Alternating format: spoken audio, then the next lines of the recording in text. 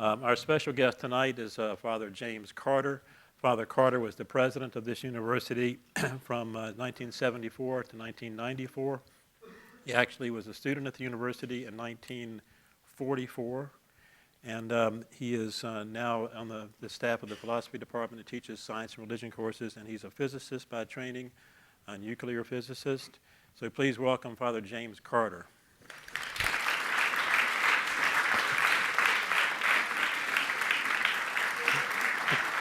Thank you very much, Father Carter. Sure.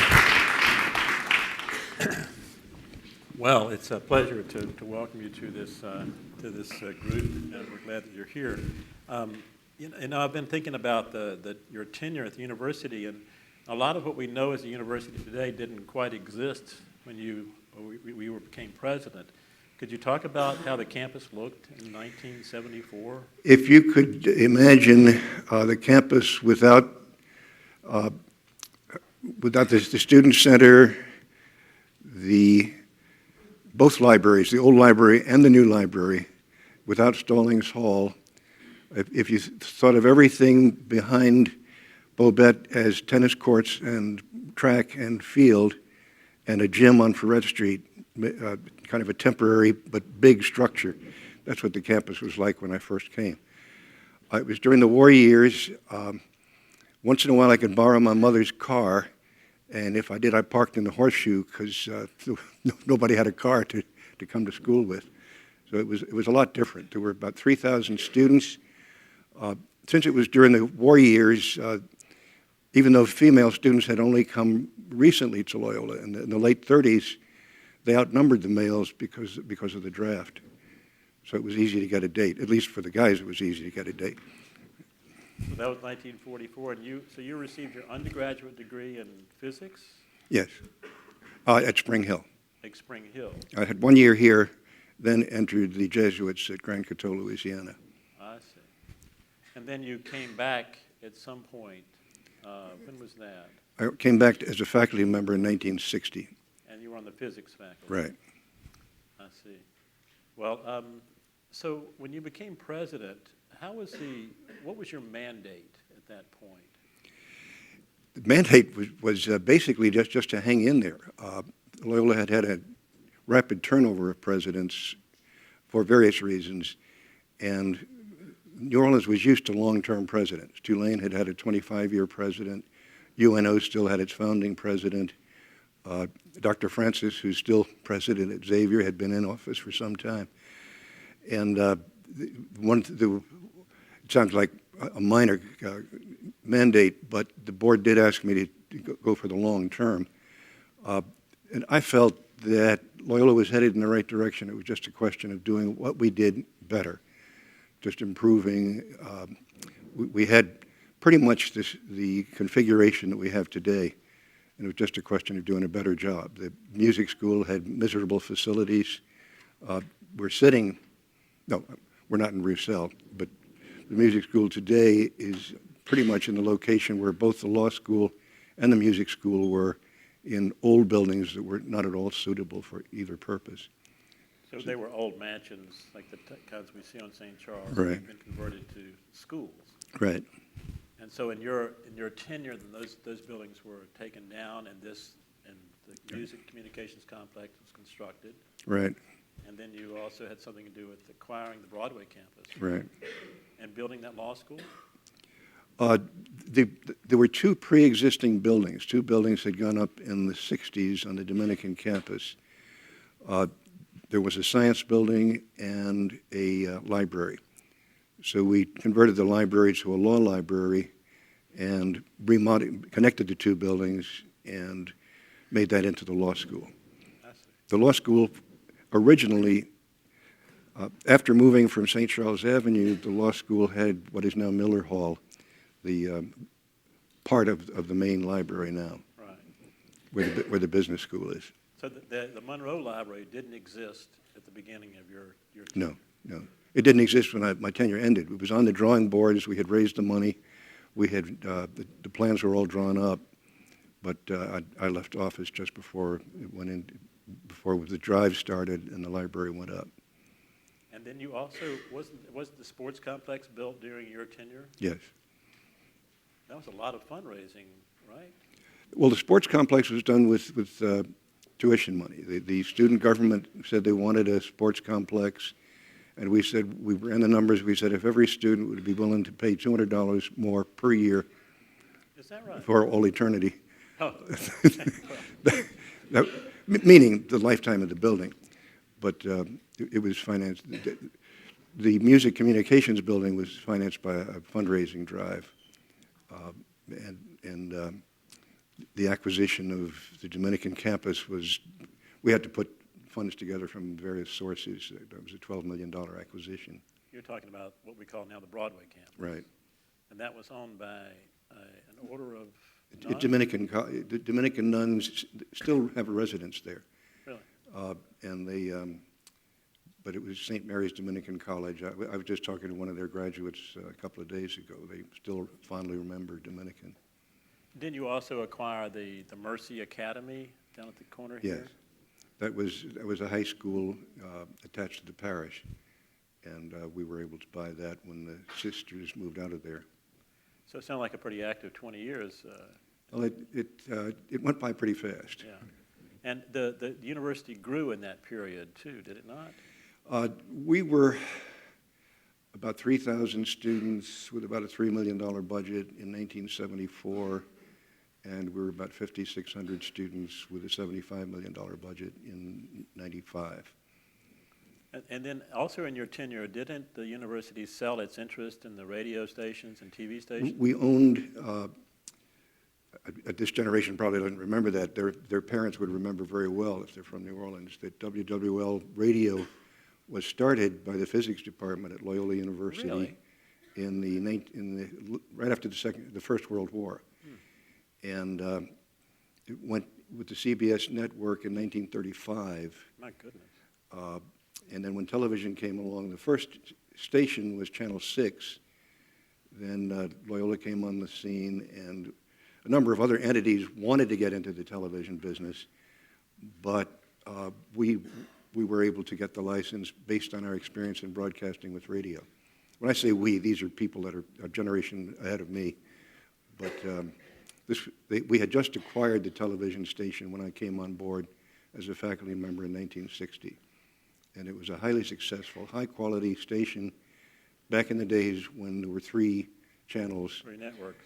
3 network affiliate stations.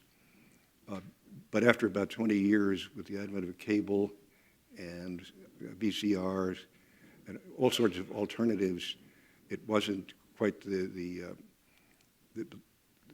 used to use the term license to steal. We tried to be honest, but the profit margins were enormous in the beginning, and then they got to be lower with all the competition. And that's what prompted the idea. Then our board said, well, this is a wonderful asset. It's bringing in wonderful funds for the university, but we have all our eggs in one basket, and we need to diversify. I see. So you saw the radio stations initially, I think, Right. for like 12 million, 13 million Yes, or so? something in that area. And then a couple of years later, you sold the TV station. TV was about 110 million. 110 million. And that created the endowment for the Right. university. Which now is about, well, as of last week, was roughly $350 million. I don't want to think about what's happened in today's news. Yeah, well, let's hope that it comes back. So tell me about the people. When you started in 1944, I suppose that people wore coats and ties to class. Is that right?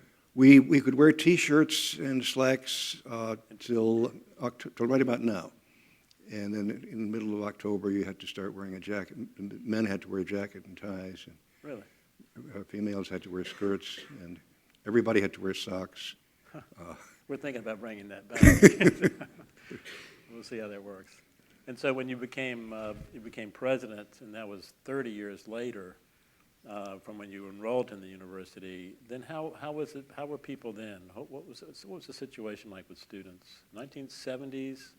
Well, students are students. Basically, they're the same, but there were superficial differences. We had been through the 60s, the rebellious years, the Vietnam years. In the 70s, I think students were starting to get back to where they had been prior to the 60s, in that they were more likely to go to athletic events and take part in school activities, and they were not all wrapped up in protest and experimenting with the drug scene and the things that we fondly remember about the 60s. Well, so in those days, the focus of the university as a whole, was there a particular characteristic that they were trying to portray and to embody? I think at the time I was a student, I think Loyola saw itself almost exclusively as a service to the local community. Really? Then in the late 50s, just before I joined the faculty, UNO was started. So that niche was pretty well filled, and Loyola started to look beyond the local area for recruiting students. We still, in the 60s, while I was a faculty member, Beaver and Buddig went up, and that began to change the complexion of the student body. Prior to that, any out-of-town students lived either in some old homes that were right about where we are now, or for females, residents a few blocks down on St. Charles. I see. So then the university became more of a residential campus, and then in your tenure, there was a lot more effort in recruiting out-of-state students. Yes. And so the ratio changed from Right. what to what? I'd say by 1995, we were probably 60% local, 40% out-of-state. That move toward bringing in out-of-state students continued after I left office with the creation of the Carrollton Residence Hall and the acquisition of Dominican, which gave us more on-campus housing than we had before. I see. And before Katrina, I think we were almost 70% out of state, weren't we? I think it got up to that, yeah. And now we're about 50-50? Yeah. I see. Well, the music school, now you had a lot to do with the strengthening and of the music school. Why was that? Why did you take a particular interest in that? Well, we did not have intercollegiate athletics. That had been dropped just before I got into office. The board had dropped intercollegiate athletics for a number of reasons, cost being the principal one. But I felt that this was our face to the community. The music school was our football team. And although I would not want to take credit for things that were done by some very fine leadership within the college, I tried to help, but I tried to be supportive to some very fine deans as we moved along. And so the music school grew in size and grew in national. It didn't grow so much in size as it grew in prominence, and we wanted the performing facility, which is now Roussel Hall, to be an outstanding facility, and the architect deserves a lot of credit, I think, for having done that. Yeah, it's a nice hall. Well, where do you see the university? Kevin Wiles is defining the university as I think his words are a creative arts university, a university that has a certain dedication to the arts, and that is something that seems to me is an outgrowth of your own tenure and also those who came after you. Would you say that's fair? We certainly saw the arts as an important aspect of the university. Coming out of the sciences, I wouldn't want to see them left in the wake. But this is not, the New Orleans area is not the science capital of the nation, whereas it should be one of the music capital and artistic capital. So those considerations fed into the priorities we set. I see. Well, let's talk about your specific interests as a teacher. You've always taught courses in physics, and also I believe you teach courses in science and religion. Yes. And I think you and I were both associated with a particular foundation, John Templeton's group. Right. And did you do some work for them as well? When I left office, I had done a seminar in science and religion at the University of Chicago when I did a sabbatical in the 1990s, before I left office.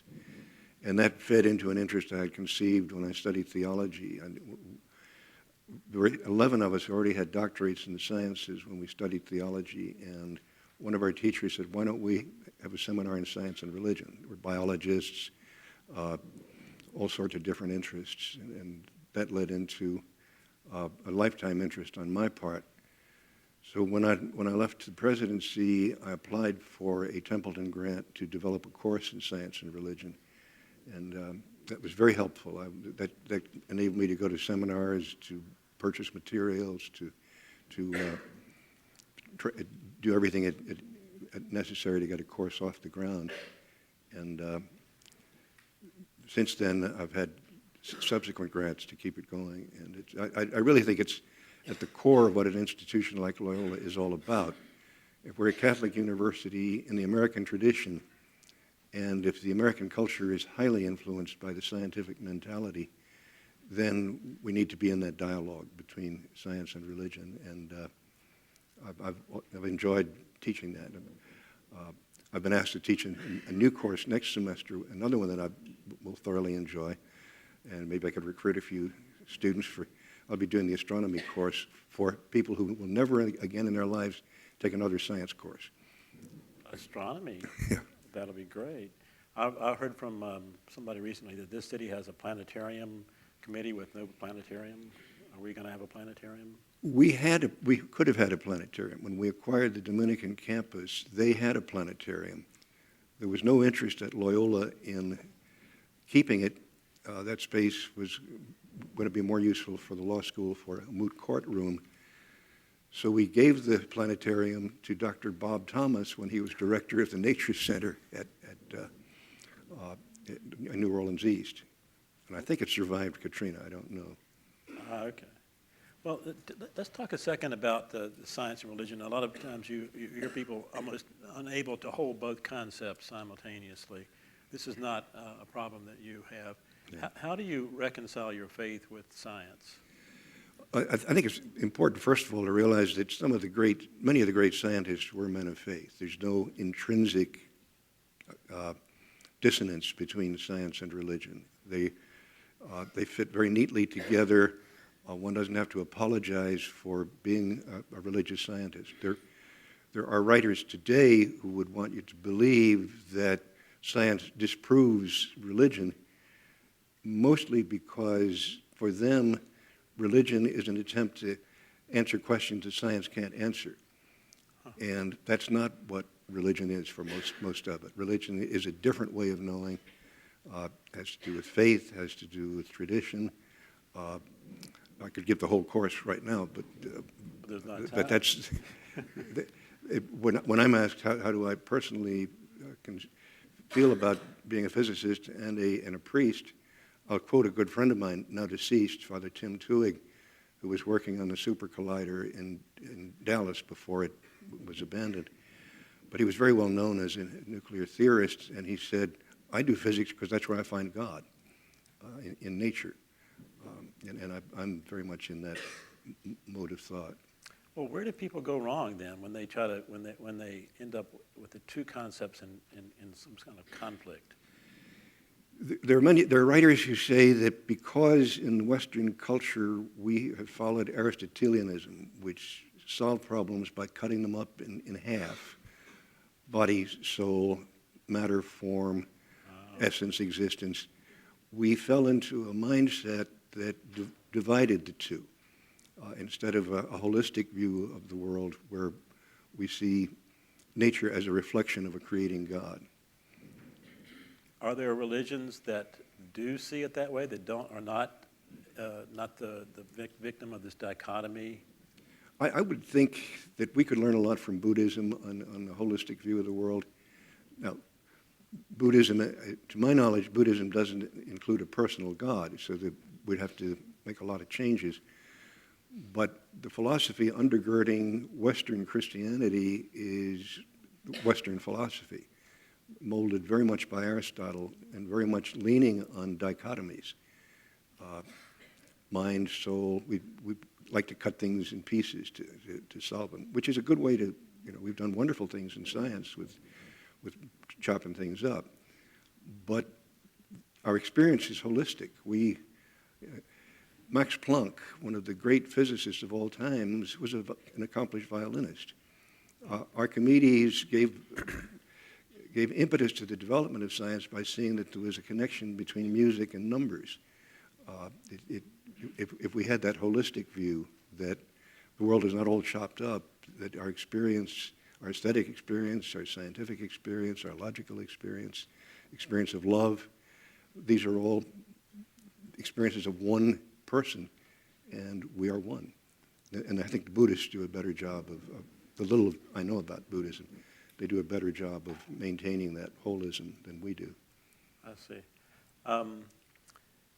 So I guess the Native American population probably had a more integrated, holistic view. And we turn to them too for guidance, especially when we're trying to develop, try to bring what we know in science and what we believe in religion to bear on the environmental crisis. We see some lines of tradition. I was going to say lines of thought, but it's a holistic tradition in the Native American cultures, which are very helpful in dealing with environment. When you teach your course, do you try to bring in the other, like guys, my understanding is, well, first of all, let me just back up. My understanding of the scholastics, the 12th century, their reasoning, they tried to apply reasoning to their faith, which led us to the scientific method. Would you say that's fair? How did we get to the scientific method? It depends on who you read. Certainly, Aristotle himself did a lot of observation, but the tradition for thousands of years after Aristotle was we just quote Aristotle to solve all our problems. And it was around the time of Galileo, Copernicus, Newton, Tycho Brahe, that people who had been observing nature for other purposes, surveying, navigation, began to realize that the immense amount of data they had accumulated could be put together in order to understand what was happening. And that was the beginning of modern science. The giants would be Newton and Galileo before him, Copernicus opening the door. I mean, Newton's been improved upon since then too with Einstein, Schrödinger, and Heisenberg have completely revised. We used to think the world was deterministic, that if you knew everything you had to know today, you could predict the future. We know now that was a vain hope, that the world is probabilistic. Well, when you describe yourself as a nuclear physicist, how is that different from any other kind of physicist? Well, I think we're familiar with molecules, salt, sugar. There are molecules that we can break up into their constituent parts, and then there are elements of molecules. And let me speak of the simplest. The hydrogen atom is made up of a proton and an electron. The proton is the nucleus, the center of the atom. That is itself made up of smaller particles, and the study of the nucleus and the particles that make it up and the nuclear force is nuclear physics. And you still pursue this field actively? I'd read about it. Once I got into administration, I was not able to be active or publish or Are you a fan of nuclear power? Yes, with the way we do it, not the way the Russians did it. Well, that was a problem, wasn't it? Yes. But I've done some little reading about that too, and I've never had to figure out how the emergency core cooling system is going to protect us in case of a meltdown, since we've never tested it. Do you have an answer for that? I'm not familiar with... Well, I mean, what do you do if one of these plants fails and the plutonium is not contained? The big danger would be for the plutonium to spread. People think of meltdown, they think of the plant blowing up or the nuclear waste flowing out and burning up everything. That's not what's going to happen. It's not a bomb. It's an energy plant. But if the radioactive material gets spread around by water or wind currents, we've got a problem. And that's why one of the main things I worry about with nuclear plants is the question of sabotage. The engineers can solve any problem nature brings, but other minds might outwit the people that design the plant, and that's something that needs... Well, the Chernobyl accident of I guess it's 15 or That 20 was years just, ago. that was just bad engineering. Is that right? So when you say the difference between the way the Russians do it, what is that distinction you're getting at? We're much more, let me use an analogy. When we build an elevator, it's designed to hold about 10 times the weight you could ever put in it. American engineering has that tradition of over-designing safety features. That's what we have in today's nuclear plants. The French are doing it. The French have nuclear plants. They've never had a major accident. 3 Mile Island didn't really do any widespread damage because of the backup safety considerations built into American nuclear plants. So we have a redundancy in safety that other engineers and Right. producers don't. Well, I hope we can maintain that edge. But then again, we need to spread that technology, right? But it's not a question of technology, it's a question of the will to implement it. That's right. Why would somebody cut corners on that? Well, people cut corners on anything to make a dollar. The Russians did it because they wanted to, they were a totalitarian society. They wanted to make their mark in the world. They didn't care what it cost their people. They had already sacrificed millions of people in the Second World War. They were killing millions who disagreed with the political system. So a few more in the development of nuclear energy didn't really mean a lot to them. Whereas in our culture, human life is precious. That's true. In your work as the leader of the university and in your subsequent work, I know you've had a lot of conversations with politicians. Do you have an opinion about the role of religion in politics? There was a forum just this past week. Was it here? On that very subject. And the American bishops have come together. A few voices are not singing with the choir, but as a group, the American bishops are saying, we're not going to tell you how to vote. We're going to tell you the principles that you should keep in mind when you vote. You should form your conscience, do what you really believe is the right thing after you've taken the time and energy to study all the issues. And I think that is a very, very good approach to. There are many things that I believe as a religious person which I can't in any way foist on the rest of the world, attendance at Mass. But there are other things. Killing is wrong. I believe that as a religious person, but also I believe it as an ethical person and a philosophical person, and I think that should be in the law. So it's not a simple leap from what I believe as a religious person to what should be in the law. And there's plenty of room for discussion there, and the bishops in this last document have urged that we take a very serious look at that discussion and the values that they would like us to look at.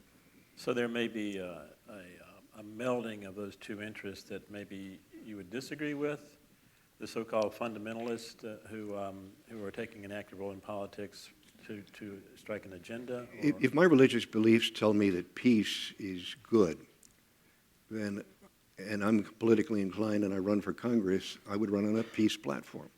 I see. I wouldn't feel that I was mixing up my religion with, but if I say I believe in the resurrection, I'm not going to bring that into the political dialogue. So the distinction between those two things is one is more specific to your religion than the other? Yeah, I guess that's the simplest way to put it. Yeah. I'd probably want to nuance it, but yes. A lot of people have been influential in creating this university in the city that we're living in. Who should we remember? Who do we not know that we should know? The name that leaps out in my knowledge of the city is Moon Landrieu, the first mayor to, he was white, but he was the first to bring blacks into city government in large numbers. He had a great team of people around him. The Landrieu family, as most people know, has been able to, as a result, has been able to receive a good, strong support from the black community. And I think Moon has, if Moon were sitting here, I'm sure he would list a few things he did he wished he had never done. It was the river, the expressway along the river that went nowhere. But A lot of communities were destroyed in that process too, weren't they? Are you talking about I-10? No. There was going to be an expressway right on the river. The River Gate building, which was torn down for the casino, had under it a tunnel which paralleled the river. It was used by the River Gate as a parking lot, but it had been built originally as an expressway that would parallel the river. Really? And would hook into I-10. And Moon has subsequently said he has rethought that one. But the big picture is I think he's had a tremendous effect. This was once one of the great cities in the United States. Prior to the Civil War, New Orleans was one of the biggest cities in the country. And the Civil War took its toll, and Reconstruction took its toll. And we were a thriving city in the 30s when my family first moved back here. We were originally from Louisiana. And after the Second World War, the city, for various reasons, chose not to be part of the modern world, and we're suffering from it now. What do you love about this city? The people. And I love the climate in October and April. But basically, the people connect in New Orleans. People are very proud to return when they've been away and come back for whatever reason. And of course, everybody says the food, and I appreciate that when I'm at a Jesuit residence in some other part of the country and to see the difference. I think New Orleans has it over Denver in cuisine, but that's not a reason enough to fall in love with the city. So the same would be true of the university as well? You love the university for its potential, for what it can be, or for what it is? Both. We've always felt that Loyola had great potential. Certainly, August 29th, 2005, we were about to make another step forward when Katrina came. But the entering class that year was the largest ever. The entering scores were the highest ever. And things were just, and the program choices were in the right direction. In the late 80s, we saw that very clearly that this city had some wonderful starving musicians, but no music infrastructure. And that was what gave birth to the music business program. It took a long time to get it really going, but I'm happy to see it's thriving now. Well, now you were an instigator in the founding of that program, were you not? Yeah. Could you tell us about how that came about? Well, Dean Swansea and I had talked very much about it. I don't know that I spoke that much with the business school. I think he carried the water for that end of it. But we did get a grant, and I remember Mayor Mark Morial was out here the day that we cut the ribbon to inaugurate the program.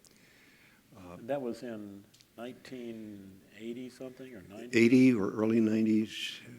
And like I say, it took a long time for the program to gel, but right. it So now, how did you go about? I've heard a story. I don't know if it's part mythology or real, but that you were the connection with Conrad Hilton. That you approached him, and he created the endowment for my chair and for. I'm not sure I should be proud of this, but my picture is in National Geographic blessing a gambling boat. We won't ask why you would do that. It's all part of the story. One of our board members, a high school friend of mine, owns boats on the river. The Hilton chain has a gambling arm, and they wanted to do riverboat gambling. So my friend, Jim Smith, who had the boat end of it, invited me to do the blessing of the boat when Baron Hilton came into town to do the Hilton part of the ceremony. And from that initial contact, we were able to set up a relationship with the Hilton Foundation, and that led to help with this project. So you made the initial approach to Baron Hilton, though? Right. Or Conrad Hilton, I should say. Baron. Baron, oh, I see. Well, pardon me. No, Baron. Conrad is the older generation. This was Right. Baron. I see. And then he named it after his father. Right. I see. So how did you choose to do it in the music school, music business, rather than the business school? Probably because it was Dean Swansea who Swansea, resonated best with the idea. It's a long time ago, but I don't remember any. There was no opposition in the business school, but I don't remember that they were taking the lead in. I think Dr. Swansea did manage to create a unity between the two schools that is unusual in these kinds of programs. So that's a good thing. Well, I just have another question before I'd like to offer it to students. You've lived a long time and you've connected a lot of dots in your life.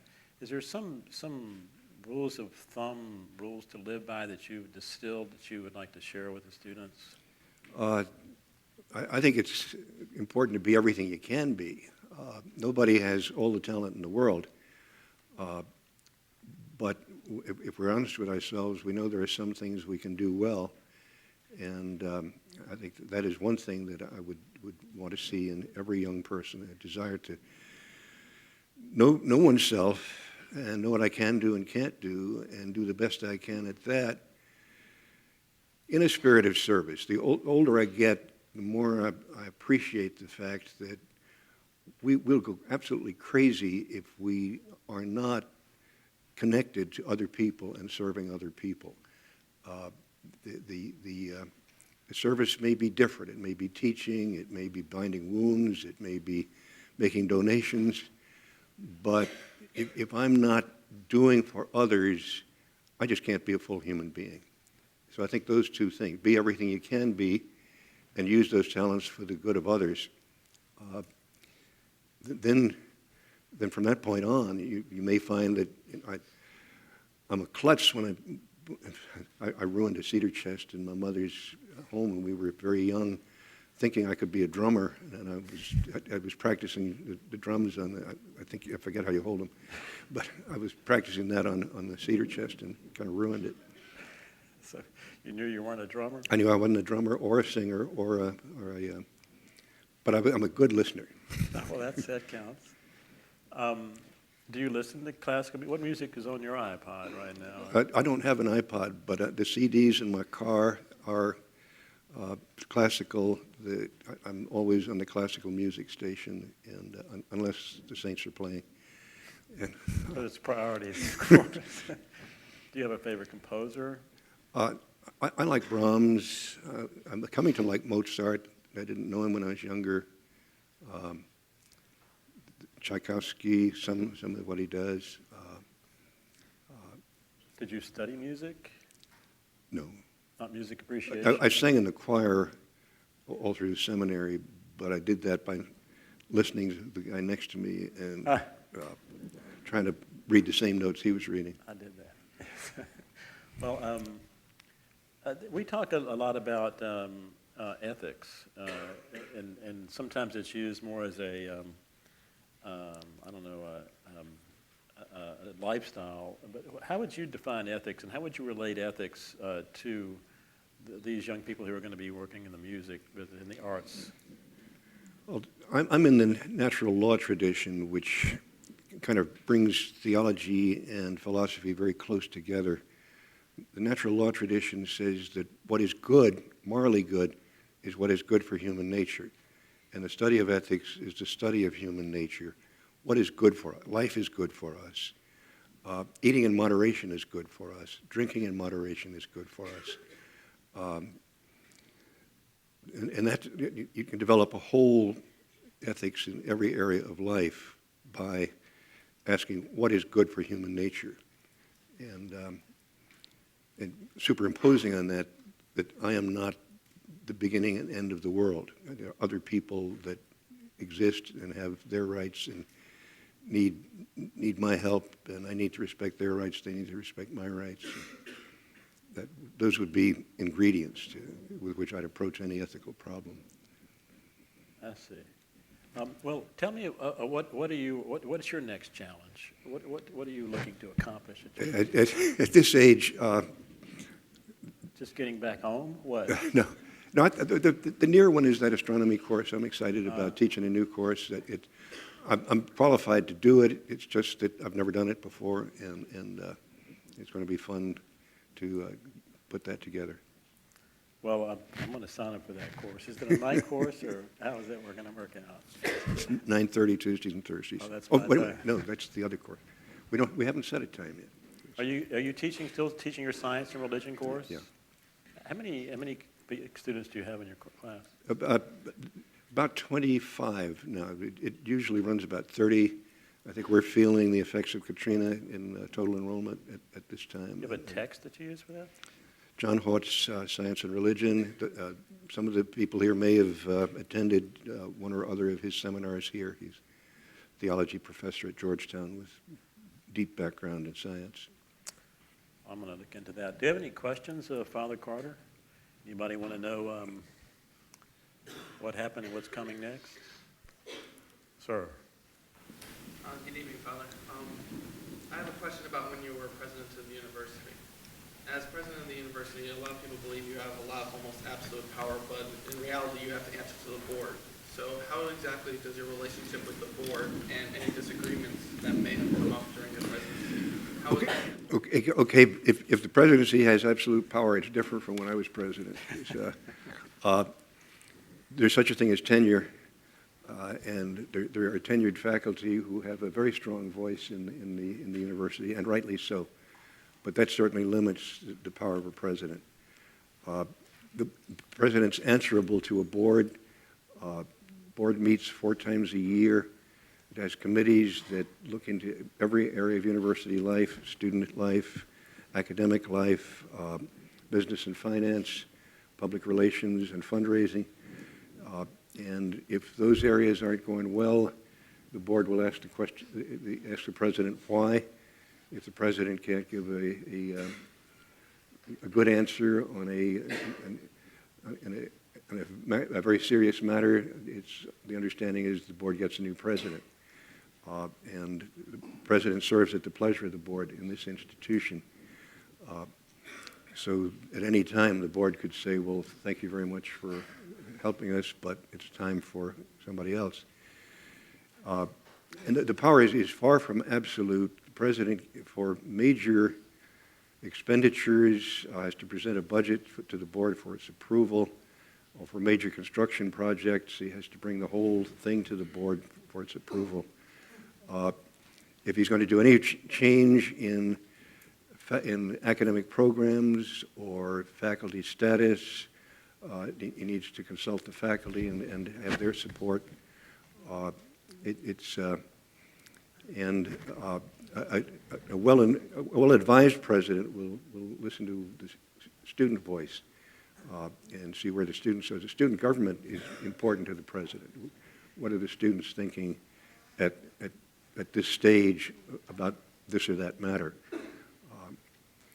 But I would respectfully disagree with the absolute nature of the power, but I think I know where you're coming from. Any other questions? Yes. I was just wondering, this is more of like an opinion question, and you seem like you've had a lot of experience, a lot of wisdom. I was just wondering, do you believe that religion is a uniting or a dividing force, and why? Yes. I've thought a lot.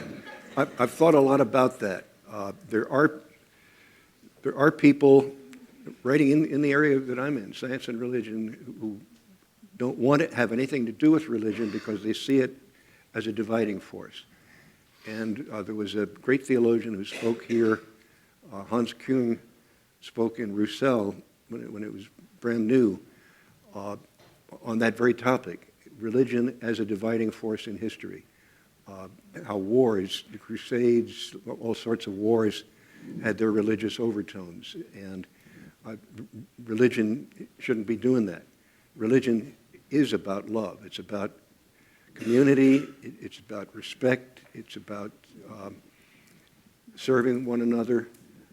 And so I think true religion is not dividing. It's not divisive. But in the history of the world, religions have been responsible for many wars and persecutions.